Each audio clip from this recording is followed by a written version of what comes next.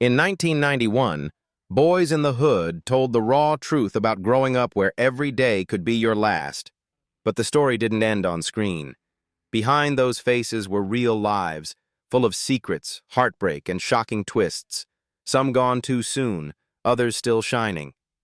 Let's uncover who they really were, their real names, their real ages, and what time has done to them. Laurence Fishburne as Furious Styles. Furious Styles was the kind of father everyone wished they had. Calm, wise, and unshakably strong in Boyz in the Hood, 1991. With just one look and a voice that carried quiet authority, he taught not only his son but every viewer what real love and discipline meant. But to become that kind of man on screen, Laurence Fishburne had to live through his own storms. Born in 1961 in Augusta, Georgia, he grew up in a broken home.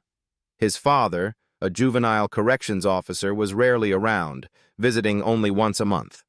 His mother, Hattie Bell, a math and science teacher, raised him alone in Brooklyn, working long hours just to keep food on the table. As a boy, Laurence would lie awake listening to his mother cough from exhaustion. He learned independence early. By the age of 10, he was acting on stage to help his mother pay the bills. Acting was survival. Behind the applause was a lonely child forced to grow up too soon. Those years built in him a quiet sadness, but also the depth and empathy that would later define his performances. When he played Furious Styles, Fishburne didn't have to imagine the pain of a father trying to guide his son. He had lived it. That's why his words in the film feel like more than lines. They feel like confessions. Laurence Fishburne played Furious Styles in Boyz in the Hood, 1991, when he was 30 years old. In 2025, at age 64, he continues his legendary acting career with grace and depth. With an estimated net worth of $30 million, he divides his time between Los Angeles and New York, still carrying that same quiet fire that once made Furious Styles unforgettable. Lloyd Avery II as Knucklehead. He was the man who pulled the trigger, the silent face of tragedy in Boyz in the Hood, 1991. Lloyd Avery II played one of the gang members who killed Ricky Baker, and with just that single act, he became a symbol of how violence devours the young and lost. No one knew how eerily close that role would come to mirroring his real life. Lloyd was born in 1969 in Los Angeles, into a comfortable middle-class family. His father worked in construction, his mother at a bank. They lived in View Park, far from the chaos of South Central. But just outside their neighborhood's gates, gunfire and sirens told a different story.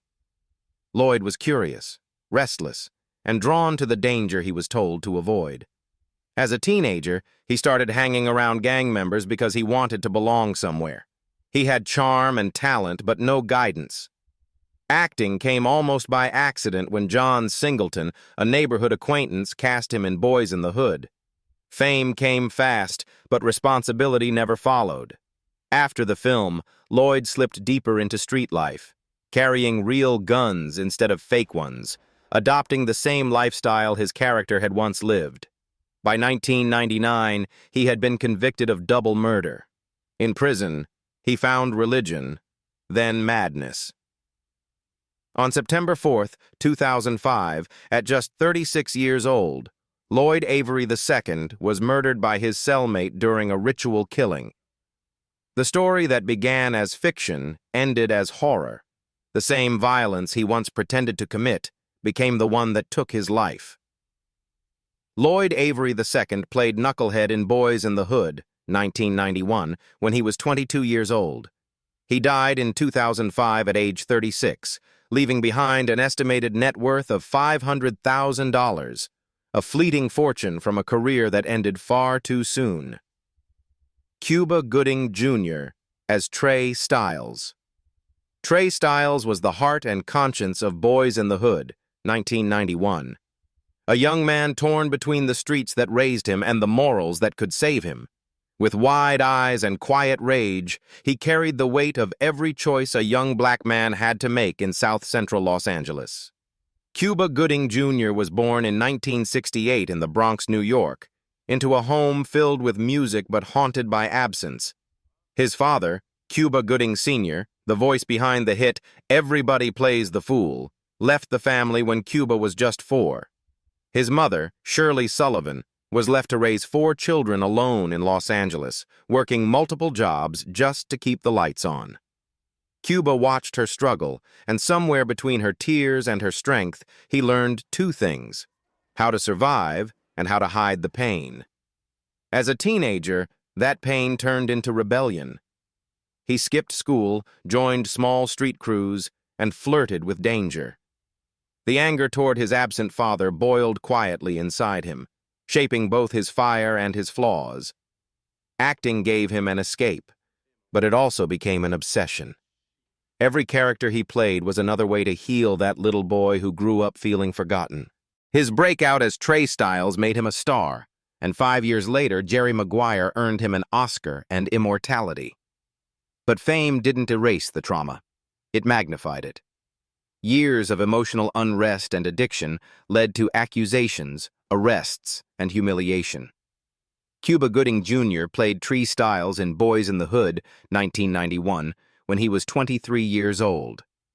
In 2025, at age 57, he continues working in film and theater, though his career remains scarred by legal troubles and public scrutiny. His estimated net worth is $14 million, mostly from past successes and real estate in California. Jesse Lawrence Ferguson as Officer Coffee. Officer Coffee sent chills down everyone's spine. A black cop who hated his own people, his cold stare and venomous tone made him one of the most disturbing figures in Boyz in the Hood, 1991. He wasn't just a villain. He was the tragedy of a man who had become everything he once feared. Jesse Lawrence Ferguson knew that kind of pain. Born in 1941 in the Bronx, New York, he grew up in poverty, surrounded by noise, struggle, and disappointment. His parents were working class, doing whatever they could to survive. Jesse dreamed quietly, often in the dark, afraid that his life would amount to nothing. That fear of being forgotten followed him for decades. He came to acting late, with no training, no mentors, and no connections. He taught himself how to command a scene and how to move. Every role he played carried traces of his past: the loneliness, the anger, the quiet sadness of a man who had learned to depend only on himself. When he became Officer Coffee, it wasn't just performance, it was memory.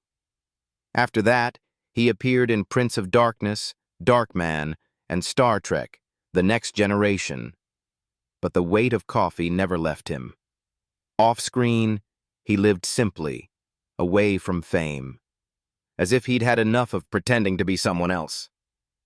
Jesse Lawrence Ferguson played Officer Coffee in Boyz in the Hood, 1991, when he was 50 years old. He passed away on April 26, 2019, at age 77, from natural causes. With an estimated net worth of $1 million, he lived quietly in Palmdale, California, far from the spotlight, finally at peace after a lifetime of chasing truth through the characters he played. Ice Cube as Doughboy. The moment Doughboy stepped into frame, you felt it. That quiet storm in his eyes, the mix of pride and pain that no words could hide. He wasn't a villain or a hero, just a man born into a world that taught him to fight before he could dream. Ice Cube, O'Shea Jackson, was born in 1969 in Los Angeles, right where fiction and reality blurred. His father, a janitor, and his mother, a nurse, tried to keep their family safe, but South Central didn't offer safety, only survival. Cube's childhood was marked by sirens, police lights, and the fear that life could end without reason. He started writing raps in high school, not for fame, but to stay sane. Those notebooks were his therapy. Angry words written by a boy who refused to become another headline. That pain became power. By his early 20s, Ice Cube was the lyrical architect of NWA, giving voice to people who had none. His verses weren't just rebellious, they were warnings, cries for justice wrapped in fury. but behind the tough exterior was a young man still scarred by the things he'd seen. When he walked onto the set of Boyz in the Hood, he didn't need direction. Doughboy's story was his story, the quiet heartbreak of watching your friends die and realizing you're next if you don't get out. Even after fame found him, Cube carried that past like a scar. He built empires from it, in music, film, and business, but his art always came from truth. And truth, for him, was never pretty. His career became the proof that some wounds don't fade. They just find better words. Ice Cube played Doughboy in Boyz in the Hood, 1991, when he was 22 years old. As of 2025, he is 56, a rapper, filmmaker, and cultural icon with an estimated net worth of $160 million. Angela Bassett as Reva Stiles. You remember Reva, right? Trey's mother, graceful, calm, and strong in that quiet way only Angela Bassett could bring to life in Boyz in the Hood, 1991. She wasn't loud or dramatic, but every time she spoke you could feel the weight of a mother's love and the heartbreak of letting her son go so he could have a better life. Angela's real life wasn't far from that resilience. Born in 1958 in New York City, she grew up in poverty after her parents' divorce. Her father, a struggling electrician, disappeared early, leaving her mother, Betty Jane, to raise two daughters alone in Florida. Life was hard, constant moves and financial stress. But instead of breaking her, those years built her determination. Angela learned early that knowledge was her ticket out, and she studied like her life depended on it. Because it did. She poured her pain into purpose, excelling in school and becoming the first in her family to attend college. Yale University became her second home, a place where she transformed hardship into artistry. Behind every powerful performance lies that little girl who once had nothing but her mother's faith. The struggles of her youth gave her the strength to face Hollywood's cruelty. Her fire paid off. Just 2 years after Boyz in the Hood, she delivered an electrifying performance as Tina Turner in What's Love Got to Do with It, earning her an Oscar nomination and a Golden Globe win. From Malcolm X to Black Panther, Wakanda Forever, her work carried the same power. Angela Bassett played Reva Stiles in Boyz in the Hood, 1991, when she was 33 years old. As of 2025, she is 67, still thriving as one of Hollywood's most respected actresses, producers, and icons of grace. Her net worth is estimated at $25 million, earned through film, television, and real estate. Dedrick D. Gobert as Dookie. You remember Dookie, the guy who barely said a word but was always there, quietly chewing on that pacifier like it was his shield from the world. In Boyz in the Hood, 1991, he didn't need big speeches. His silence said everything. He represented all the young men who never got a real chance to grow up. Dedrick D. Gobert, born Dedrick Dwayne Fontenot in 1971, came from Shreveport, Louisiana, where life was simple but hard. His family was working class, and little is known about his parents. When Dedrick was still a boy, the family moved to Los Angeles, hoping for better opportunities. Instead, he found himself surrounded by the very dangers Boyz in the Hood would later warn about: violence, poverty, and gangs waiting at every corner. He wasn't a bad kid, just curious, hungry, and easily pulled by adrenaline. Street racing became his escape, a way to feel alive when life felt stacked against him. Acting came by luck. John Singleton cast him for his raw authenticity, not training. His first role as Dookie made him a face to remember, and Singleton kept him in 2 more films, Poetic Justice and Higher Learning. For a brief moment, Dedrick saw a way out. But the streets never forget. On November 19, 1994, just days before his 23rd birthday, Dedrick was shot and killed during an argument at a car race in Mira Loma, California. It was over in seconds. Dedrick D. Gobert played Dookie in Boyz in the Hood, 1991, when he was 19 years old. He died in 1994 at the age of 22 with an estimated net worth of $100,000 from his short film career. Lexi Bigham as Mad Dog. In Boyz and the Hood, 1991, Mad Dog didn't walk into a scene. He exploded into it.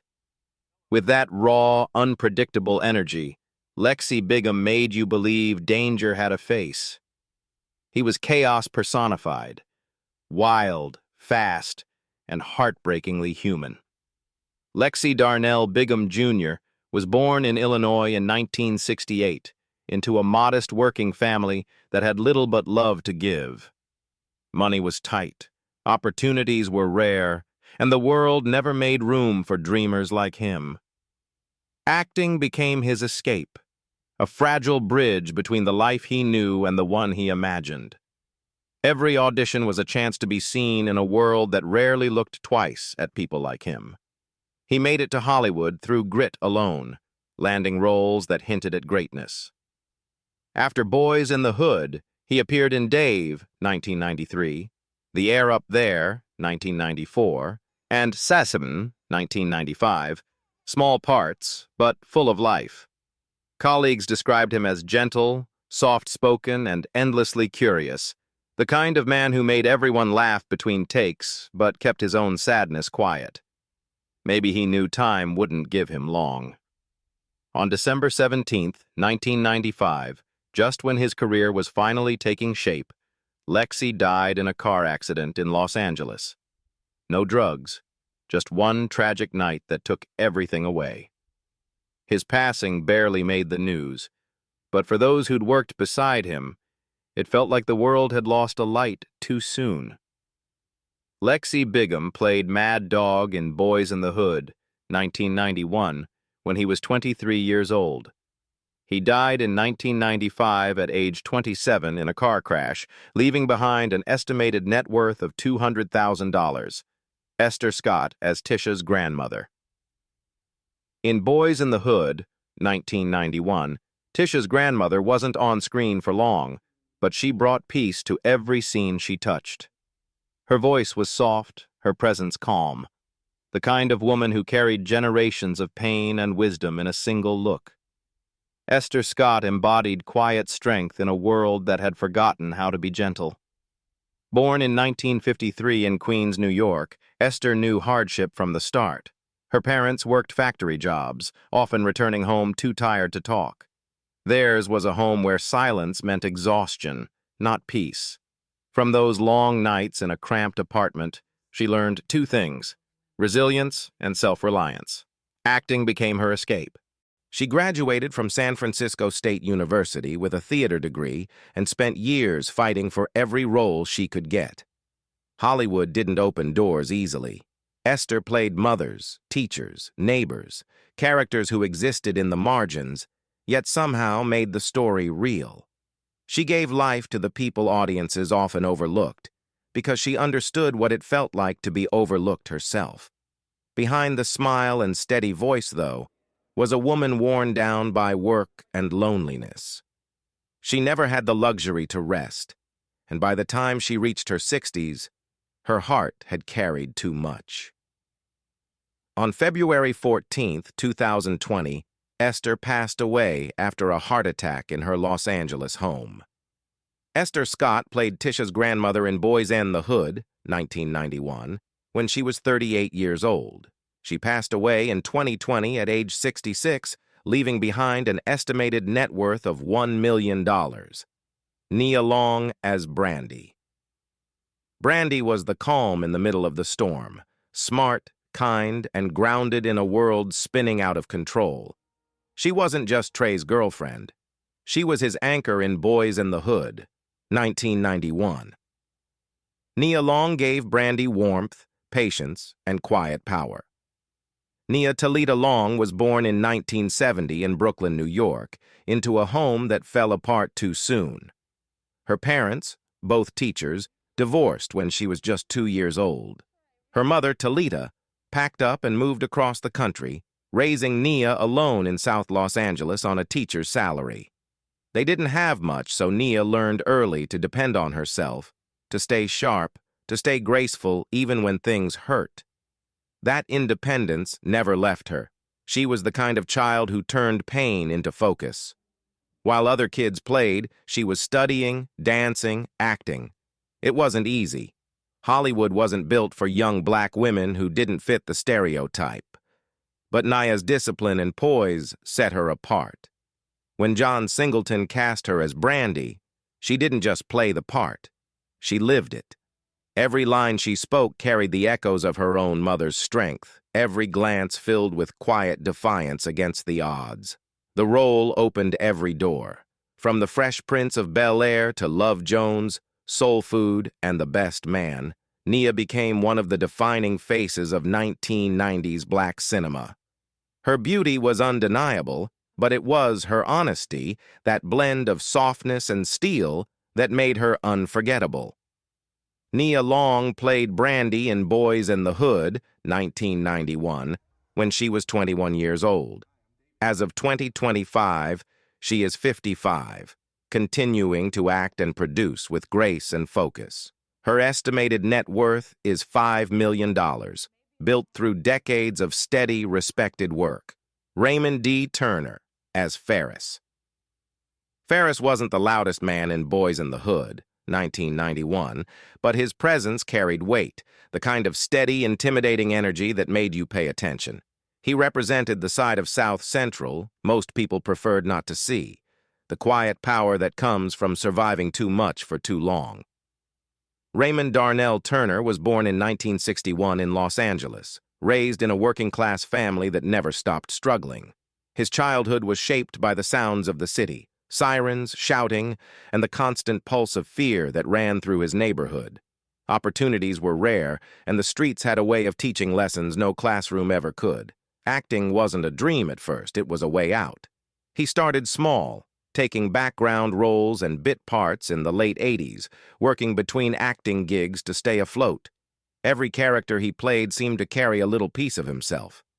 When he appeared in Boyz in the Hood, even for a short time, he embodied the reality so many men around him lived and never escaped.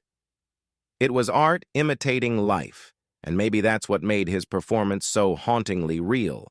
Behind the camera, Turner lived a modest, private life.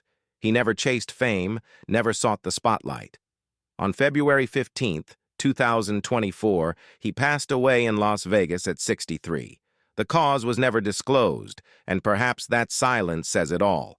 Raymond D. Turner played Ferris in Boyz in the Hood, 1991, when he was around 30 years old. He passed away in 2024 at age 63, leaving behind an estimated net worth of $300,000, a small fortune for a man who turned real pain into lasting truth on screen. Tyra Ferrell as Brenda Baker. Brenda Baker was the kind of mother who carried the world on her shoulders and still found a way to smile. She was tough but loving, strong yet fragile, the quiet force that held her family together when everything around them was falling apart in Boyz in the Hood, 1991. Tyra Ferrell made her heartbreak look graceful, her pain look familiar. Tyra was born in 1962 in Houston, Texas, to a single mother who worked endless hours just to keep food on the table. Their home was small, their life modest, but her mother filled it with love and music. Those lessons became part of her soul and shaped the kind of artist she would become. After high school, she left Texas for New York with almost nothing. She worked small theater gigs, performed on Broadway, and lived paycheck to paycheck. The city was brutal, but Tyra never quit. Her rise was slow but steady, from the stage to television and finally to film. Every role she played, from School Days to White Men Can't Jump, carried that same truth. She knew what it meant to fight for a dream. When John Singleton cast her as Brenda Baker, Tyra didn't have to imagine hardship. She had lived it. Her eyes in that film told the story of every mother who has lost sleep to keep her children alive. That performance earned her award nominations. Tyra Ferrell played Brenda Baker in Boyz in the Hood, 1991, when she was 29 years old.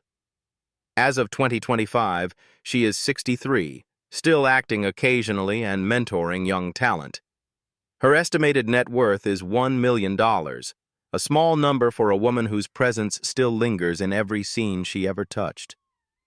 Regina King as Shalika. Shalika was that friend everyone needs, loyal, funny, unfiltered, and fiercely protective. In Boyz in the Hood, 1991, she brought laughter to heartbreak, grounding the story in the kind of realness that only Regina King could deliver. She wasn't the loudest voice in the film, but she was the one you remembered when the credits rolled. Regina King was born in 1971 in Los Angeles, California, into a family that knew struggle from the start. Her father, an electrician, and her mother, a special education teacher, loved deeply but couldn't make their marriage last. After their divorce, her mother raised Regina and her sister alone. Money was tight, and hope often felt like a luxury. The little girl who once dreamed of acting was forced to grow up quickly, learning resilience the hard way. By her teens, Regina had turned that pain into something powerful. She found her escape on television, starring in the sitcom 227, where she discovered her gift for transforming real emotion into performance. Acting was therapy. She carried that truth into every role, balancing strength and vulnerability like a woman who had lived both. After Boyz in the Hood, Regina's star began to rise. She became the face of stories that spoke to both triumph and tragedy, from Friday and Poetic Justice to If Beale Street Could Talk, which earned her an Oscar. But behind the awards and applause, life continued to test her.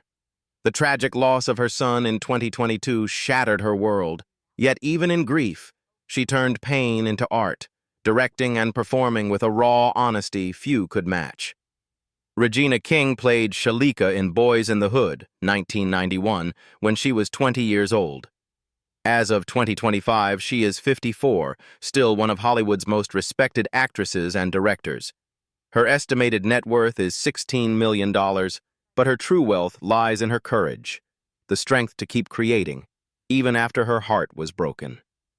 Morris Chestnut as Ricky Baker. Ricky Baker was the light of Boyz in the Hood, 1991.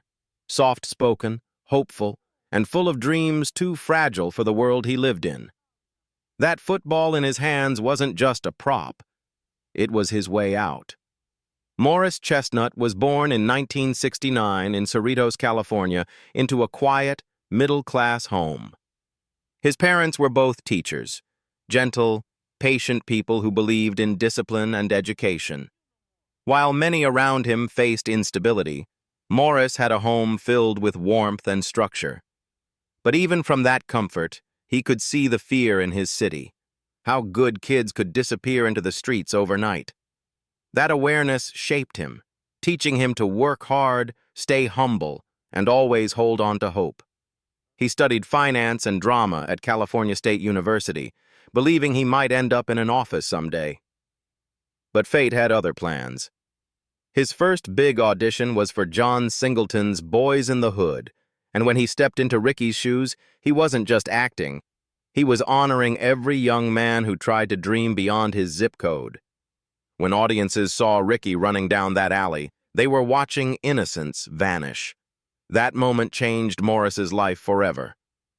After the film, Morris struggled to find his place in Hollywood. He never stopped working. Slowly, quietly, he built a legacy through roles in The Best Man, Ladder 49, and The Resident, becoming a rare example of consistency in a business built on chaos. Morris Chestnut played Ricky Baker in Boyz in the Hood, 1991, when he was 22 years old. As of 2025, he is 56, still acting, still grounded, with an estimated net worth of $6 million. More than 3 decades later, the story of Boyz in the Hood still hits hard, maybe now more than ever. Which actor's journey surprised you the most? Let us know in the comments, and don't forget to like, subscribe, and join us for more untold Hollywood stories.